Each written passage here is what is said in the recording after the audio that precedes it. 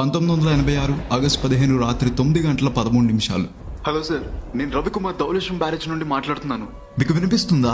రవి వినిపిస్తుంది. అక్కడ సిచ్యువేషన్ ఎలా ఉంది? నువ్వు చెప్పే ఇన్ఫర్మేషన్ కోసం మేమందరం వెయిట్ చేస్తున్నాం. మన అంచనాలకు మించిన వరద నీరు వచ్చింది సార్.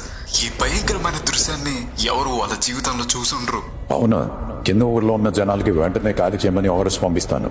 మన దగ్గర ఎంత సమయం ఉంది? మీ ఆర్డర్స్ అవతల వాళ్ళకి చేరే లోపు బ్యారేజ్ గోడలు బద్దలైపోతాయి. బ్యారేజ్ పైన చాలా ప్రెషర్ ఉంది సార్. అంతా మన చేయి దాటిపోయింది. ఓ గాడ్, రవి బ్యారేజ్ కి లీక్ అవుతున్నాయి. మీ టీం ఖాళీ చేసి వెంటనే బ్యారేజ్ కి దూరం రండి. అందరూ బయటికి వెళ్ళిపోతారు, కానీ రవి మాత్రం ఉండిపోతాడు.